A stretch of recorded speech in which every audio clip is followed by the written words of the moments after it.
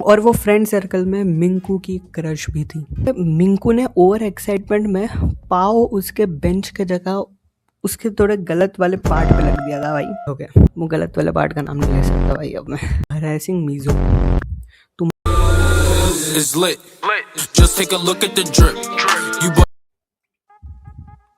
WhatsApp homies. तो ये story मेरे 8th क्लास की है, जब जस्ट कोरोना ख़त्म हुआ था और सब लोग कोरोना के बाद स्कूल जाने के लिए काफ़ी एक्साइटेड थे।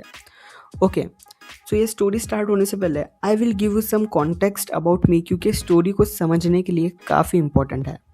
तो मैं 7th 8th के अराउंड कॉफ़ी वो वाला है ना, कॉफ़ी ज़्यादा वो वाला किड था जो हर चीज़ में अच्छा है। I was good in sports, studies और जो भी बकचोदी होती है, मैं मतलब सब में ही अच्छा खासा था, है ना। पर मैं एक बैक बेंचर भी था, और तुमको तो पता है कि बैक बेंचर की प्रायोरिटी लिस्ट में वो सबसे पहले एक बैक बेंचर समाज का इंसान है। कोई फ़र्क नहीं पड़ता कि वो पढ़ाई में अच्छा हो या नहीं, बैक बेंचर वाला जो समाज का इंसान होता है ना, उसका एटीट्यूड जो है वो टीचर के सामने झुकेगा नहीं साला, वो वाला एटीट्यूड ही रहना चाहिए भाई, ठीक है। ओके, तो ये मेरे बारे में थोड़ा कॉन्टेक्स्ट था। अब स्टोरी स्टार्ट होती है मेरे दोस्त से। ओके, तो मेरा दोस्त का नाम इस वीडियो में मिंकू रखता है। तो 8th क्लास में मैं और मिंकू एक ही बेंच पे बेंच पार्टनर थे और अच्छे दोस्त भी थे हम दोनों। तो हम दोनों एक ही बेंच पे बैठा करते थे, और हमारे आजू बाजू हमारा जो भी बैक बेंचर वाला फ्रेंड सर्कल था, एकदम पीछे जो बैठते एकदम गांड फाड़ा बच्चे, वही था हमारा। हम वैसे ही थे। हम सबसे पीछे बैठ के बकचोदी करते थे, और वो फ्रेंड सर्कल में मिंकू की क्रश भी थी। और ऑफ कोर्स ये मिंकू ने मेरे को बता रखा था कि उसकी क्रश कौन है, क्योंकि वो मेरा बेंच पार्टनर भी था, हम एक साथ बैक बेंचर भी थे और हम अच्छे दोस्त भी थे, इसीलिए। और उसके क्रश का नाम इस वीडियो में रख लेते हैं मीज़ो। अब मीज़ो के बारे में मैं क्या बोलूँ भाई, अब उसके बारे में जितना बोलूँ उतना ज़्यादा ही है। मतलब जो लोग होते हैं ना खुद को फैशन मॉडल समझने वाले, पर होते झाटू ही है, तो उसी कैटेगरी की लड़की थी वो। Hope she is not watching भाई, अगर उसने देख लिया भाई गलती से भी गांड लग जाएंगे भाई। पर she was smart and modern, इसीलिए हमारा जो मिंकू है वो उसके प्यार में पड़ गया। तो एक दिन एज यूजुअल मैं और मिंकू एक साथ बैठे हुए थे, और बाय लक मिंकू का बाय लक कि मीज़ो जस्ट हमारे वाले बेंच पे, जब जहाँ मैं और मिंकू बैठे थे, जस्ट आगे वाले बेंच पे मीज़ो बैठी हुई थी। और मीज़ो को समवट पता था कि मिंकू उसको पसंद करता है, पर वो उसके एटीट्यूड में रहती थी। मिंकू ने इन अ फ्रेंडली वे, ठीक है, ऐसा होता ही है, अब बैक बेंचर्स में पता ही है, थोड़ी बकचोदी करते हैं तो इन अ फ्रेंडली वे, क्योंकि ये रिसेस वगैरह भी थी तो बकचोदी तो करना ही है अब।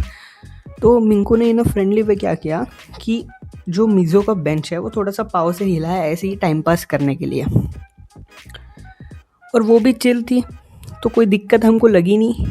तो मतलब मैंने तो नहीं हिलाया, उसने हिलाया, मिंकू ने हिलाया बेंच, पर गलती से मिंकू ने ओवर एक्साइटमेंट में पाव उसके बेंच के जगह उसके थोड़े गलत वाले पार्ट पे लग दिया था भाई।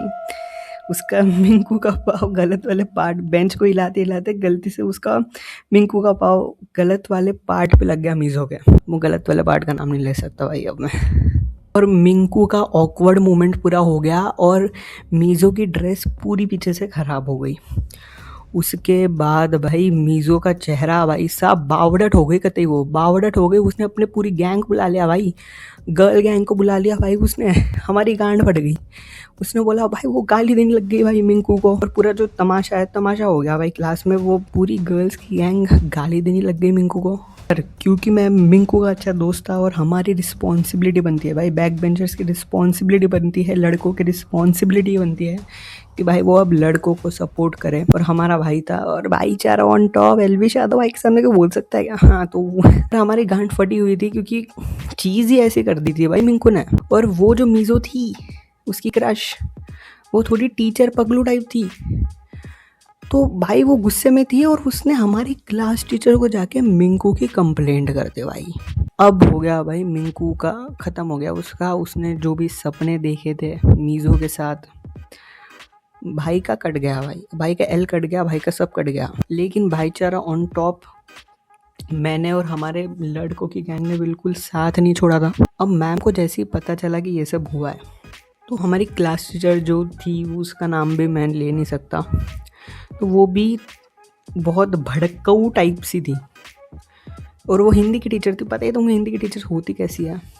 तो उसने सबके सामने क्लास में, है ना, क्लास में सबके सामने बोला, Minku why are you harassing Mizo, तुम्हारे पेरेंट्स को कल बुला के आना।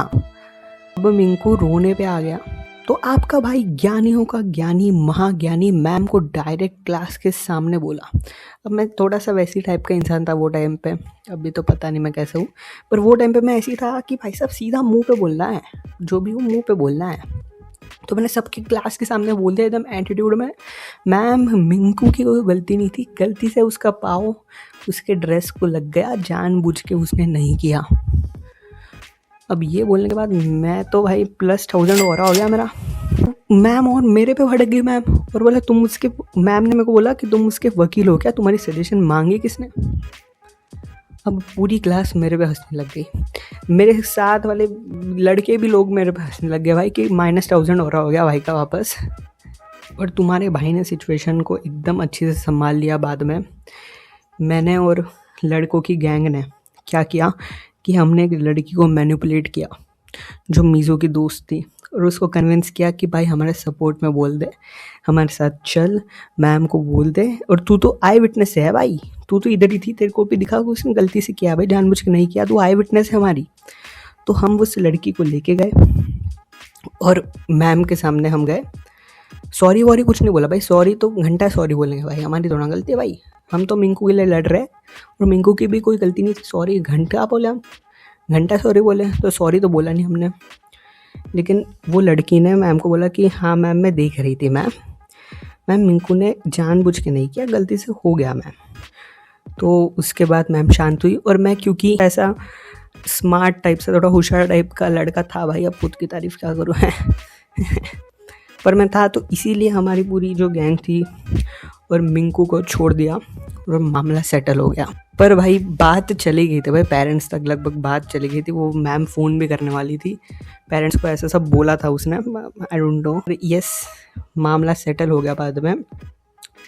So yeah, that was the story. If you like this type of raw and real content, real stories of my life, consider to like and subscribe, and we'll meet you again. Bye bye. New designer, just look at the fit. And I just blew a bag on my bitch. You got clout.